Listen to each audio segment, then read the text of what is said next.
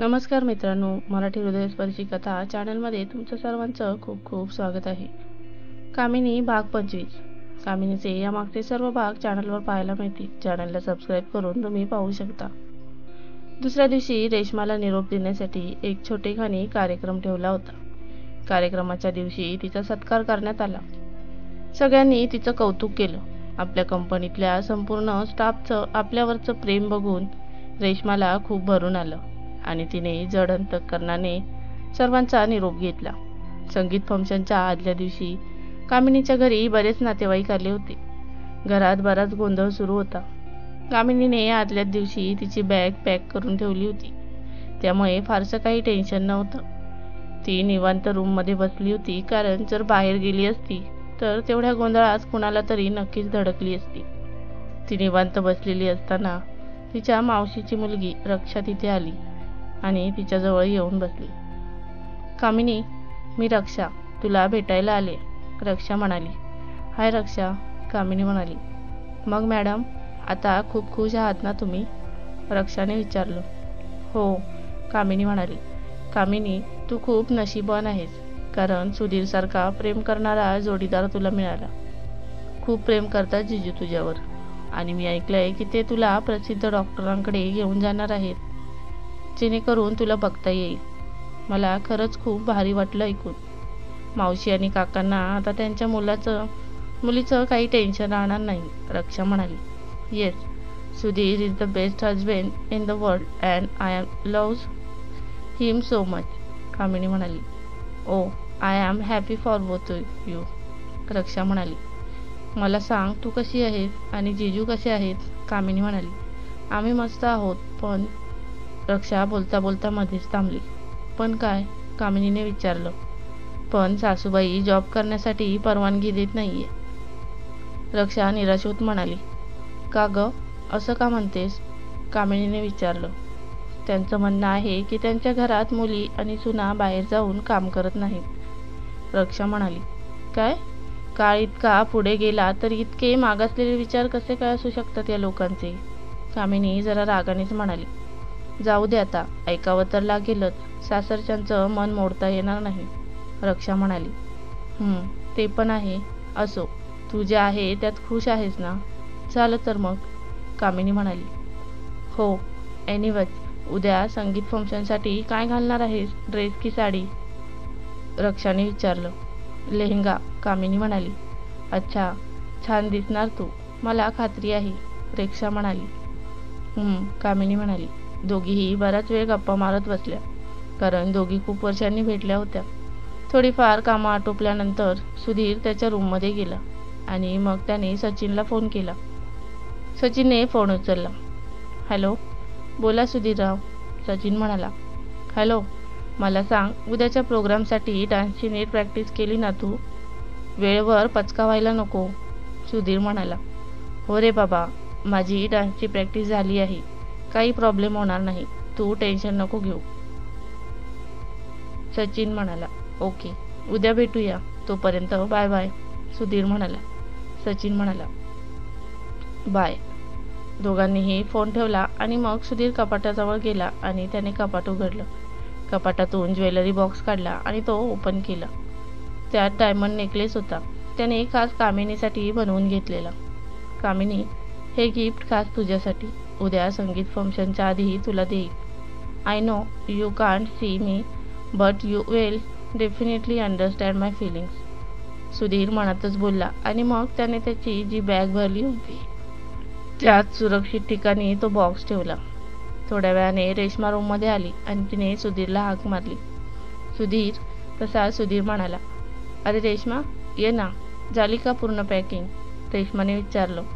हो, पण हा प्रश्न मी तुला विचारायला हवा, तुझी झाली का पूर्ण पॅकिंग, सुधीरने विचारलं. हो, रेश्मा म्हणाली. अजून काही हवं असेल तर सांग, संध्याकाळपर्यंत आणून देतो, सुधीर म्हणाला. नको सुधीर, सगळं आहे माझ्याकडे, मी तुझ्यासोबत बोलायला आले आहे, रेश्मा म्हणाली. बोल ना, बस इथे, सुधीर म्हणाला आणि मग दोघेही सोफ्यावर जाऊन बसले. सुधीर, मला प्रॉमिस कर की मी सासरी गेल्यावर तू घरात अजिबात चिडचिड करणार नाही आणि डोक्याला ताण देणार नाही, कामिनीला परेशान करणार नाही आणि सगळी कामं शांत डोक्याने पूर्ण करशील, रेश्मा म्हणाली. तसा त्याने मनातल्या मनात डोक्यावर हात मारून घेतला. ती काळजी वाटत होती तिला त्याची. आज पहिल्यांदा त्याला फील झालं की ती त्याची जुळी बहीण आहे. ठीक आहे बहिणाबाई, तू म्हणशील तसं. मी प्रॉमिस नाही करणार, पण असं वागण्याचा नक्की प्रयत्न करेन, तो स्माईल देत म्हणाला. गुड. आणि हो, मला रोज न चुकता फोन करत जा, नाहीतर बायको आली म्हणून मला विसरशील, रेश्माने आज्ञा दिली. नाही ग बाई, असं कसा विसरेल तुला? जुळी बहीण आहेस तू माझी. प्रेमाने बोलायला नाही तर तुझी बोलणी खाण्यासाठी स्पेशल फोन मी करेन. आणि सचिनला सांगून ठेव की आपण बोलत असताना मध्ये बोलायचं नाही, सुधीर म्हणाला. हो का? बघूया तू नक्की फोन करतो की नाही मला, रेश्मा म्हणाली. बघच तू, सुधीर म्हणाला. बरं आहे, कामिनीसाठी मी एक वन पीस घेतला होता, तो माझ्या कबर्डमध्ये आहे. मी थोड्या वेळाने तुला आणून देते, तो तिला देशील, रेश्मा म्हणाली. शहाणीच आहेस. वहिनीवर प्रेम ओतू चाललंय, पण भावासाठी काहीच आणलं नाहीस, तो हिरमसून म्हणाला. काय पाहिजे तुला सांग, ती म्हणाली. मी जे मागीन ते देशील का मला, त्याने विचारलं. काय हवंय तुला, तिने विचारलं. सचिन घर जावई म्हणून हवाय मला. म्हणजे कसं, तू कुठेही जाणार नाहीस, इथेच आमच्याजवळ राहशील, सुधीर म्हणाला. तसं तिच्या डोळ्यात पाणी तरळलं. तिलाही त्यांना सोडून जाण्याची इच्छा होत नव्हती, पण सासरी जावं लागणार होतं. सुधीर, ती म्हणाली आणि त्याच्या मिठीत शिरली. तिने अश्रूंना वाट मोकळी करून दिली आणि तोही भावूक झाला. लहानपणापासून आतापर्यंत रेश्मा एकदाही बहिणीचं कर्तव्य पार पाडण्यात चुकली नव्हती. तिने कायम त्याच्या हिताचा विचार केला होता. दोघांमध्येही मतभेद होते, तरीही दोघे एकमेकांना समजून घ्यायचे. कितीही भांडले तरी शेवटी एकत्र यायचे. आता ती सासरी जाणार म्हणून सुधीरला तिची काळजी वाटत होती. ती आता डोळ्यांसमोर दिसणार नाही, या विचारानेच त्याला भरून येत होतं आणि त्यानेही अश्रूंना वाट मोकळी करून दिली. बहीण भावाचं नातं असंच असतं ना, एकमेकांसोबत भांडतात, एकमेकांना चिडवतात, पण एकमेकांविषयीची काळजी ती मात्र मनात दडलेली असते. घरात कितीही भांडतील, पण संकटीच्या वेळी मात्र एकत्र येतील. एकमेकांसाठी जीव तुटत असतो त्यांचा. दोघेही रडत होते. तेवढ्यात चैतन्य तिथे आला आणि त्याने दोघांना पाहिलं आणि नकळत त्यालाही भरून आलं. काही झालं तरी मोठा भाऊ होता तो त्यांचा. वडिलांप्रमाणे त्यांच्यावर प्रेम करायचा, पण त्यांना शिस्त लावण्यासाठी कधी काळी तोही कठोर झाला होता. आता रेश्मा सासरी जाणार म्हणून त्यालाही भरून येऊ लागलं आणि तो म्हणाला, दोघंच का रडताय, मला पण घ्या ना सामील करून. त्याचा आवाज आला तसं दोघांनीही त्याच्याकडे पाहिलं आणि मग सुधीरने त्याला नजरेनेच खुणावलं. तसा चैतन्यही त्यांच्या जवळ आला आणि तिघांनीही अश्रूंना वाट मोकळी करून दिली. दुसरा दिवस उगवला. आजपासून सर्व कार्यक्रमांना सुरुवात होणार होती, त्यामुळे सगळे आनंदात होते. पाहुण्यांसाठी आणि घरच्यांसाठी सकाळी चहा पाण्याची सोय केली होती. सगळ्यांनी चहा घेतला आणि मग एक एक करून सगळे आवरू लागले. साक्षीने पण अंघोळ आटपली आणि मग आकाशी रंगाचा लेहंगा घालून ती रेडी होऊ लागली. तिने छानपैकी हेअरस्टाईल केली आणि मग ओठांवर साजेशी लिपस्टिक लावली. ती आवरत असताना तिची आई तिथे आली. तिला पाहून साक्षी म्हणाली, आई, ही ओढणी नीट पिनअप करून दे ना प्लीज. दे साडी पिन, आई म्हणाली आणि मग तिने ओढणीला पिन लावून दिली. साक्षी, एक बोलू का, आईने विचारलं. बोल ना, साक्षी म्हणाली. कामिनी आणि सुधीरचं लग्न झाल्यावर चिमणे कुटुंबियाची संपत्ती तुझ्या नावावर कशी करता येईल ते बघ बाई. त्या आंधळीला काही भेटायला नको, नाहीतर डोक्यावर बसून मिरे वाटेल, आई म्हणाली. आई अगं, वेळ काय, तू बोलते काय, हे असं काही पण माझ्या डोक्यात भरत जाऊ नको. माझा संसार आहे, मला काय करायचं ते मला ठरवू दे, साक्षी म्हणाली. अगं, तू चिडतेस कशाला, मी तुझ्या भल्याचं सांगत आहे, आई म्हणाली. काही नको सांगू, मला खूप कामं आहेत आणि कार्यालयात पण जायचं आहे. आवर तू, मी आलेच, साक्षी म्हणाली आणि तिथून बाहेर निघून गेली. तिची आई मात्र तिच्या पाठमोऱ्या आकृतीकडे बघत राहिली. सुधीर छानपैकी ब्लॅक कलरचा सूट घालून रेडी झाला. तसं तर कामिनी त्याला बघणार नव्हती, पण तरीही त्याचं संगीत फंक्शन असल्याने तो रेडी झाला आणि छानपैकी त्याने परफ्यूम मारला. मग 2-3 स्टायलिश सेल्फी घेतली. सुधीर, झालास का तू रेडी? चैतन्य विचारतच आत आला. हो दादा. कसा दिसतोय मी? सुधीरने विचारलं. As usual you are looking handsome, Chaitanya कौतुकाने म्हणाला. थँक्स ब्रो, सुधीर म्हणाला. बरं, तुझी बॅग दे माझ्याकडे, गाडीत ठेवतो, चैतन्य म्हणाला. हो, सुधीर म्हणाला. चैतन्यने त्याची बॅग घेतली आणि मग दोघेही रूममधून बाहेर पडले. रेश्मा फिकट अबोली रंगाचा वनपीस घालून रेडी झाली. तिच्या मैत्रिणीने तिला एक छानशी हेअरस्टाईल करून दिली. रेश्माने गळ्यात एक नाजूक नेकलेस आणि हातात एक नाजूक ब्रेसलेट घातलं. ओठांवर लाल रंगाचं लिपस्टिक लावलं आणि डोळ्यात काजळ घातलं. खूप सुंदर दिसत होती. खूप सुंदर दिसते रेश्मा, तिची मैत्रीण प्रिया कौतुकाने म्हणाली. थँक्स, रेश्मा म्हणाली. आज सचिन जिजू फिदा होतील तुझ्यावर, प्रिया म्हणाली. आय होप सो, रेश्मा हसून म्हणाली. अगं ये, सामान्य मुली लाजतात आणि तू हसत आहेस, प्रिया म्हणाली. अगं तसं नाही, सचिन ऑलरेडीच माझ्यावर फिदा आहे आणि आज त्याला काही स्पेशल वाटणार नाही, रेश्मा म्हणाली. असं काही नसतं, बघ तू, आज जिजू तुझी नक्की तारीफ करतील, प्रिया म्हणाली. लेट्स सी, रेश्मा म्हणाली. दोघींनीही या विषयावर थोडीफार चर्चा केली आणि हॉलमध्ये आल्या. थोड्या वेळातच सगळे कार्यालयात जायला निघाले. Wow Kamini, you are looking gorgeous, Pooja कौतुकाने म्हणाली. थँक्स, पण सुधीरला आवडेल ना गं माझा लूक? मी तर पाहू शकत नाही स्वतःला, पण तू माझी जवळची मैत्रीण आहेस, तुला सगळं कळतं. सांग ना, नक्की छान दिसते ना मी? कामिनी म्हणाली. हो, खूप छान दिसते. तू हवं तर रक्षाला विचार, पूजा म्हणाली. हो, खूप गोड दिसते तू कामिनी, रक्षा म्हणाली. पूजा आणि रक्षाने तिचं कौतुक तर केलं, पण तिला मात्र भीती वाटत होती. ती नक्की सुधीरला आवडेल की नाही. बरं आहे, आपल्याला आता निघायचं आहे. दादाने तुझं सगळं सामान कारमध्ये ठेवलंय, रक्षा म्हणाली. ओके, निघूया मग, कामिनी म्हणाली. तिघींनीही चर्चा केल्यानंतर फोटो घेतले आणि मग तिघीही हॉलमध्ये आल्या. कामिनी खूपच सुंदर दिसत होती. आनंद तिच्या चेहऱ्यावर स्पष्ट झळकत होता. आईने तर तिची दृष्ट काढली, पण पवित्राने मात्र नाक मुरडलं. नंतर सगळे कार्यालयात जाण्यासाठी रवाना झाले. सचिनच्या घरची मंडळी पण सिटीमध्ये पोहोचली होती. आता अर्ध्या तासात कार्यालयात पोहोचणार होती. सचिन मात्र रेश्माला बघण्यासाठी आतुर झाला होता. I am too much excited for seeing my Reshma. कशी दिसत असेल माझी ड्रामा क्वीन? खूप हॉट दिसेल ती, मला खात्री आहे. Just wait for few minutes, I am coming there, Sachin मनातच बोलला. चिमणे कुटुंबीय कार्यालयात पोहोचले. चैतन्य आणि त्याच्या मित्रांनी सामान वर कक्षात नेऊन ठेवलं. कार्यालयात छानपैकी सिटिंग अरेंजमेंट केली होती. सुधीर आणि रेश्माने त्यांचं स्थान ग्रहण केलं. ऑफकोर्स आपल्या जोडीदारासाठी जागा त्यांनी राखीव ठेवल्या. पाहुणेही चेअर्सवर जाऊन बसले. सुधीरने पूजाला फोन केला. त्यांचं तिच्याकडे काम होतं. सुदैवाने तिने तो कॉल उचलला आणि म्हणाली, हॅलो जिजू, करमत नाहीये का कामिनीशिवाय?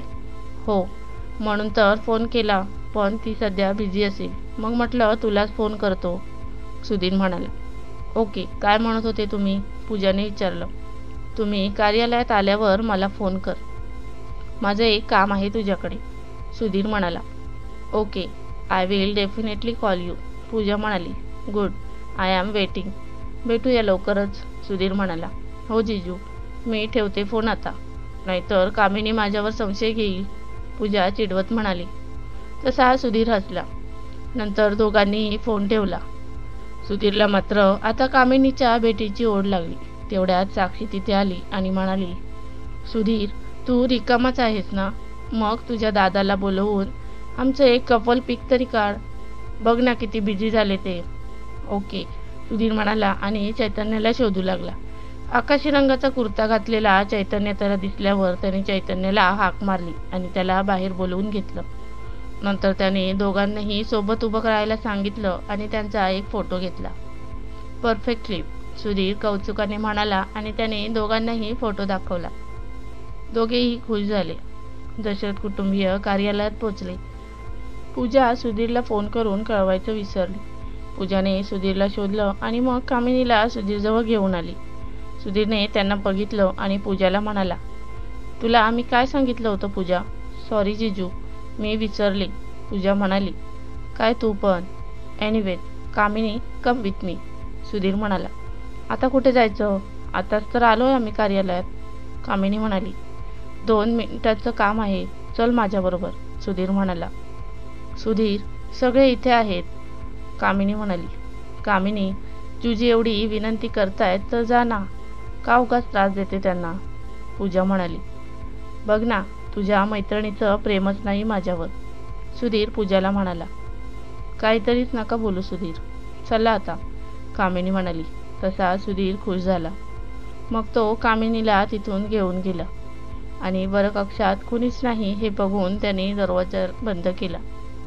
सुधीर, अहो कुठे घेऊन आलात मला? बाहेर सगळे काय विचार करत असतील. कामिनी म्हणाली. शांत बस ग जरा, तो म्हणाला आणि मग त्याने ज्वेलरी बॉक्समधून तो हिऱ्यांचा हार काढला आणि मग तिचे मानेवरचे केस बाजूला सारून तिच्या गळ्यात हार घालू लागला. नेकलेसचा स्पर्श गळ्याला होताच कामिनी म्हणाली, वाव सुधीर, माझ्यासाठी नेकलेस आणला तुम्ही आणि बराच मोठा आहे. येस, माझी बायको सुंदर दिसायला हवी ना. सुधीर म्हणाला. का, अशी छान नाही का दिसत मी? तिने विचारलं. दिसते ना, या ब्लू कलरच्या लेहंग्यात खूप सुंदर दिसत आहेस. लुकिंग गॉर्जियस, पण अजून काहीतरी कमी आहे. सुधीर म्हणाला. काय? तिने न समजून विचारलं. मग त्याने तिच्या कानातले झुमके काढून त्या बॉक्समध्ये ठेवले आणि त्या नेकलेसला मॅचिंग असे इयरिंग्स तिच्या कानात घातले. नाव इट्स परफेक्ट. सुधीर म्हणाला. थँक्यू सुधीर, ती आनंदून म्हणाली. I miss you a lot. तो तिला मागून मिठीत घेत म्हणाला. I miss you too. ती म्हणाली. मग आज कोणतं गाणं म्हणणार आहे? सुधीरने विचारलं. कळेल लवकरच, ती म्हणाली. काहीतरी स्पेशल आहे वाटतं. तो म्हणाला. येस, पण आता चला बाहेर आणि तो ज्वेलरी बॉक्स व्यवस्थित ठेवा. ती म्हणाली. तो म्हणाला आणि बॉक्स व्यवस्थितरित्या बॅगेमध्ये ठेवला. नंतर दोघेही बाहेर आले. सगळे लोक त्यांच्याकडेच बघत होते. सुधीरला जरा लाजच वाटली, पण तरीही तो गुपचूप कामिनीला घेऊन तिथून गेला आणि मग दोघेही चेअरवर बसले. मग कामिनी, काय म्हणाले जिजू? पूजाने चिडवत विचारलं. त्यांनी मला नेकलेस गिफ्ट म्हणून दिला. कामिनी म्हणाली. ओ वाव कामिनी, खूप भारी आहे ग नेकलेस आणि तुला खूप छान दिसतोय. पूजा कौतुकाने म्हणाली. थँक्यू, कामिनी म्हणाली. कामिनी आज खूप आनंदात होती, पण तिला थोडीशी भीती वाटत होती, कारण सगळ्या पाहुण्यांसमोर तिला आज गाणं म्हणावं लागणार होते. सुस्वागतम सुस्वागतम सुस्वागतम. आज आपण सगळे इथे कशासाठी जमलो आहोत हे तुम्हाला माहीतच आहे. आज थोडीशी धमाल म्हणून संगीत प्रोग्राम अरेंज केला आहे. परवा आपल्या सर्वांचे लाडके रेश्मा आणि सचिन आणि कामिनी आणि सुधीर यांचा लग्न सोहळा आयोजित केला आहे. तेव्हा तर सगळे येतीलच, पण आज या कार्यक्रमाचा आनंद घ्या. आजच्या कार्यक्रमाची शोभा वाढवण्यासाठी मी गाणं गाण्याकरिता आमच्या आजीला निमंत्रित करतो. चैतन्यने अनाउन्समेंट केली. तशा सगळ्यांनी टाळ्या वाजवल्या. आजी कोणतं गाणं म्हणेल यासाठी सगळे उत्सुक होते. आजी स्टेजवर आली आणि म्हणाली, नमस्कार. आज बऱ्याच वर्षांनी गाणं सादर करण्याचा योग जुळून आला. आज मी सुधीर आणि कामिनीसाठी गाणं म्हणणार आहे. सचिन आणि रेश्मासाठी रेश्माची आई गाणं म्हणणार आहे. मला म्हातारीला चांगलं गाता येईल की नाही माहीत नाही, पण ऐकून घ्या. आणि आजीने गायला सुरुवात केली. तुला पाहते रे, तुला पाहते, तुला पाहते रे, तुला पाहते, तुझी मूर्त माझ्या उरी राहते. तुला पाहते रे, तुला पाहते, जरी आंधळी मी तुला पाहते. तुझ्या संगीताचा जीवा द्याच लागे, तुझ्या हसण्याने मनी प्रीत जागे. तुझ्या संगीताचा जीवा ध्यास लागे, तुझ्या हसण्याने मनी प्रीत जागे, तुझ्या गायने मी सुखी नाहते, तुला पाहते रे तुला पाहते, जणी आंधळी मी तुला पाहते. किती भाग्य या घोर अंधेपणीही, दिसे स्वप्न झोपेत जागेपणीही. किती भाग्य या घोर अंधेपणीही, दिसे स्वप्न झोपेत जागेपणीही. उन्हे लोचनांचे सुखे साहते, तुला पाहते रे तुला पाहते, जरी आंधळी मी तुला पाहते. कधी भक्त का पाहतो ईश्वराला, नदी न्याहळे का कधी सागराला. कधी भक्त का पाहतो ईश्वराला, नदी न्याहाळी का कधी सागराला. तिच्यासारखी मी सदा वाहते, तुला पाहते रे तुला पाहते, जरी आंधळी मी तुला पाहते. आजीचं गाणं झाल्याबरोबर सर्वांनी टाळ्यांचा कडकडाट केला. आजीलाही खूप छान वाटलं. कामिनीला तर खूप भरून आलं. आजीने नकळत कामिनीच्या मनातले भाव व्यक्त केले होते. सुधीरने आजीला फ्लाइंग किस दिलं आणि म्हणाला, सुपर आजू. आजीनेही गोड अशी स्माईल दिली आणि मग स्टेजच्या खाली आली. चैतन्यने आता अनाउन्समेंट केली, आजीच्या या सुंदर गीतानंतर धमाकेदार परफॉर्मन्स सादर करायला येत आहेत सुधीर, सचिन आणि स्वतः मी. तशा सगळ्यांनी टाळ्या वाजवल्या. सुधीर आणि सचिन स्टेजवर आले आणि मग तिघांनीही आपल्या पोझिशन्स घेतल्या. मग गाणं स्टार्ट झालं आणि तिघेही नाचू लागले. खंडेराया झाली माझी दैना, दैना रे. तिघेही खूप डान्स उत्साहात नाचले. त्यांचा डान्स संपल्याबरोबर रेश्माने शिट्टी मारली. तिघेही स्टेजच्या खाली आले. वाव जीजू, खूप एनर्जेटिक होता तुमचा परफॉर्मन्स, पूजा कौतुकाने म्हणाली. थँक्यू, सुधीर म्हणाला. कामिनी मात्र उदास झाली. सुधीरचं तिच्याकडे लक्ष गेलं आणि त्याने तिला हळू आवाजात विचारलं, काय ग, काय झालं? काही नाही, मला तुमचा डान्स बघता येणार नाही, ती हिरमुसून म्हणाली. एवढंच ना? गाण्यावरून तर कळलंच असेल ना तुला मी किती उत्साहात आहे. नको अपसेट होऊ, आपण जाणार आहोत ना लग्नानंतर डॉक्टरांकडे, होईल सगळं नीट, तो तिची समजूत घालत म्हणाला. ती म्हणाली. स्टेजवर आता किशोर आला आणि त्याने अनाउन्समेंट केली. Now I will like to call on stage my dear sister Kamini. तशा सगळ्यांनी टाळ्या वाजवल्या. कामिनी, कम विथ मी, सुधीर म्हणाला आणि तिचा हात हातात घेतला. मग ते दोघे स्टेजवर जायला निघाले. सगळे टाळ्या वाजवू लागले. थोड्या वेळातच ते स्टेजवर पोहोचले. किशोरने कामिनीला माईक आणून दिला. मग सुधीर मागे जाऊन उभा राहिला. नमस्कार, मी कामिनी. सगळे विचार करत असतील, सुधीर एका अंध मुलीसोबत कशामुळे संसार थाटताय. हा प्रश्न मला देखील पडला होता, पण आता मला कळलंय सुधीर सारखा मुलगा मला शोधून सापडला नसता. माझी सासरची मंडळी खूप सपोर्टिव्ह आणि प्रेमळ आहेत. त्यांनी आमच्या दोघांची संसाराची गाडी रुळावर आणली. मी संगीत क्षेत्रात करिअर करावं अशी सर्वांची इच्छा आहे आणि सुधीरचं तर माझ्यावर खूप प्रेम आहे. मला त्यांच्याबद्दल खूप आदर वाटतो आणि माझंही त्यांच्यावर तितकंच प्रेम आहे. आज मी त्यांच्यासाठी खास गाणं म्हणणार आहे. एवढं बोलून कामिनीने गाणं म्हणायला सुरुवात केली. ये मोह मोह के धागे. खूप सुंदर गाणं म्हटलेलं तिने. सगळे ऐकण्यात मंत्रमुग्ध झाले. सगळ्यांनी कौतुकाने टाळ्या वाजवल्या. थँक्यू सो मच, कामिनी आनंदून म्हणाली. सुधीर तिच्याजवळ आला आणि तिला एका हाताने जवळ घेतलं. सुपर परफॉर्मन्स, तो तिच्या कपाळावर ओठ टेकवून म्हणाला. तशी सचिनने शिट्टी मारली.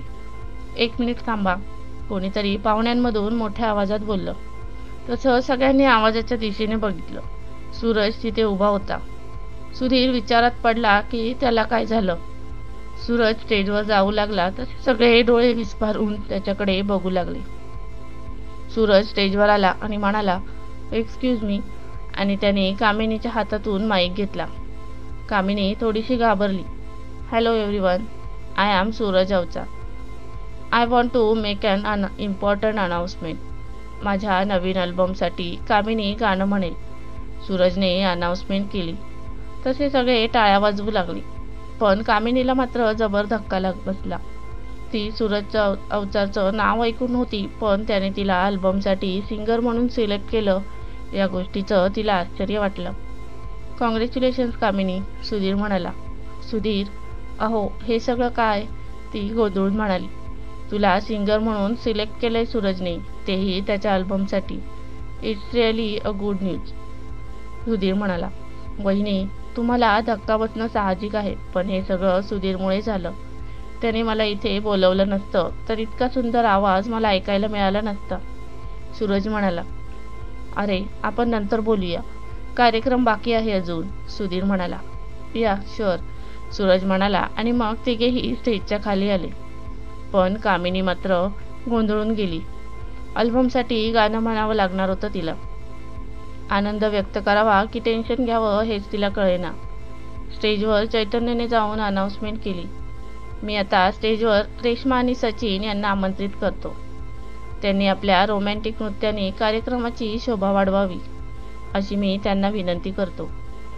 सचिन आणि रेश्मा स्टेजवर आली आणि त्यांनी आपापल्या पोझिशन्स घेतल्या. म्युझिक ऑन होताच दोघांचीही पावले थिरकू लागली. जाग होती जरी काल डोळ्यांवरी दोघेही डान्स करताना एकमेकांच्या डोळ्यांत हरवले होते. दोघेही थांबल्यानंतर सगळ्यांनी टाळ्या वाजवल्या. नंतर दोघेही स्टेजच्या खाली आले. आता मी माझ्या लाडक्या आईला स्टेजवर बोलवतो, चैतन्य म्हणाला. मग आई स्टेजवर आली आणि आईने गाणं म्हणायला सुरुवात केली.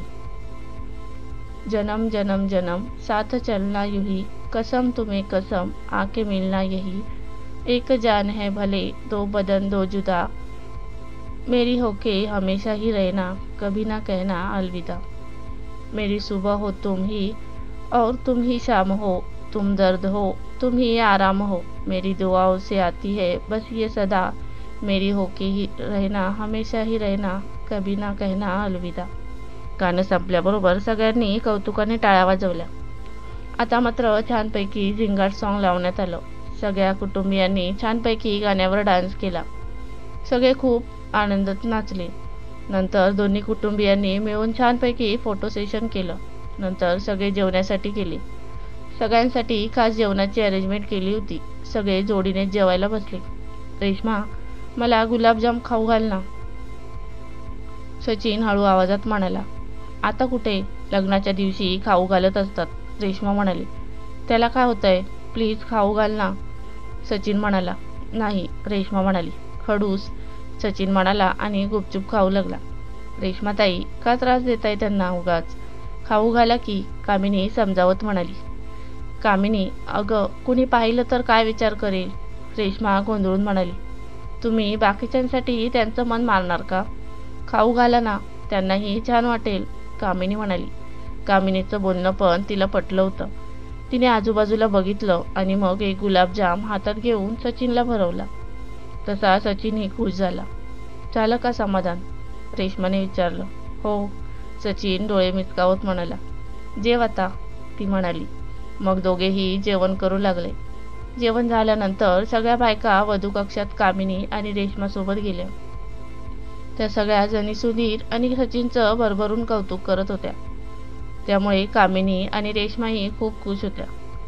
कामिनी, तू जो नेकलेस गळ्यात घातला होता तो खूप महाग वाटत होता ग, मला देशील का कधीतरी घालायला, पवित्राने विचारलं. हो वहिनी, नक्की देईन घालायला, पण लग्न झाल्यानंतर, सध्या गडबड आहे ना, कामिनी म्हणाली. मी तरी कुठे आताच मागत आहे, नंतर घेईन मी मागून, पवित्रा म्हणाली. कामिनी, हा नेकलेस सुधीरने गिफ्ट केला का, साक्षीने विचारलं. हो, कामिनी म्हणाली. अरे वा, मजा आहे बाबा कुणाची तरी, साक्षी चिडवत म्हणाली. तशी कामिनी लाजेने गोरीमोरी झाली. असं काही नाही वहिनी, कामिनी म्हणाली. ओ, बघ ना किती लाजते ही रेश्मा, साक्षी चिडवत म्हणाली. संध्याकाळी मेहंदी आहे, थोडा वेळ निवांत बसूया. आणि कामिनी, आज आपण आपल्या हाताने नाही जेवायचं, आपले होणारे अहो आपल्याला जेवू घालतील, लक्षात असू दे, रेश्मा म्हणाली. हो ताई, आय विल रिमेंबर, कामिनी म्हणाली. बोलून झाल्यानंतर सगळ्या जरा निवांत बसल्या.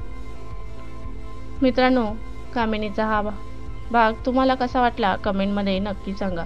आणि आवडला असेल तर व्हिडिओला एक लाईक आणि चॅनलवर नवीन असाल तर सबस्क्राईब करून बेल आयकॉनचे बटन दाबून ऑलवर सेट करा, जेणेकरून नवीन व्हिडिओचे नोटिफिकेशन सर्वात पहिले तुम्हाला मिळेल. कामिनीचा नेक्स्ट पार्टही लवकरच घेऊन येईल. तोपर्यंत धन्यवाद.